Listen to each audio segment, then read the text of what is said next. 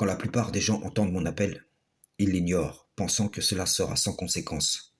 Seulement, le Créateur va en faire le passage obligatoire, et la foi ou le rejet de celui-ci un élément déterminant pour qui entrera ou qui restera à la porte. Vous avez déjà dû entendre, nous, les croyants de tous bords, il faut qu'on s'unisse contre ces élites sataniques qui nous gouvernent. Mais personne ne se demande qui est derrière cet appel. Cet appel qui a pour but le renversement d'une légion de Satan le banni par le biais d'autres légions pour transformer sa religion en une version populaire, qui veut faire passer pour un retour au culte pur, une ère messianique, un renversement du mal par le bien.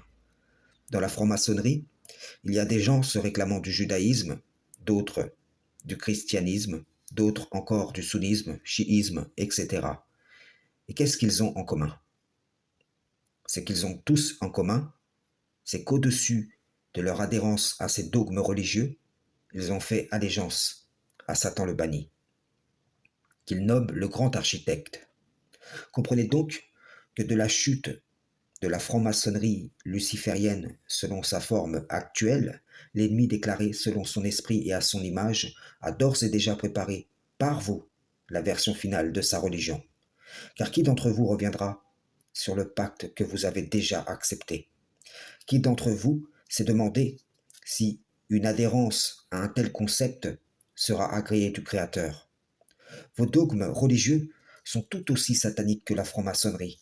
Et si vous rejetez sa forme actuelle, au fond, vous êtes d'accord avec l'esprit de celle-ci. Je vous le dis, pour rester ce que vous êtes, suiveur, adorateur de ce que vous suivez, de ce que vous adorez, vous allez accepter ce pacte qui vous permettra de rester dans le judaïsme, le christianisme, le sunnisme, le chiisme, le coranisme, l'individualisme, etc. Ces religions que le diable a inventées en opposition avec l'appel d'Allah à une parole commune en vérité qui est renouvelée via mon envoi.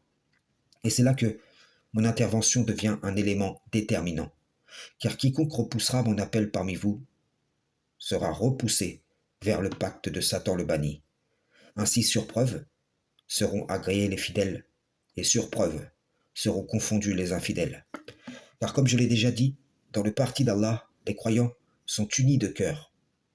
Mais dans le parti des taroutes, toute union d'apparence dissimule la division, d'énormes dissensions internes. Je le répète donc, quiconque rejette mon appel rejoint le parti du diable, et quiconque y ajoute foi et se réforme rejoint le parti d'Allah. Ceux qui troquent la vie dernière pour ce qu'offre cette présente vie, en repoussant la main d'Allah pour saisir celle du diable, ont d'ores et déjà dépassé les limites.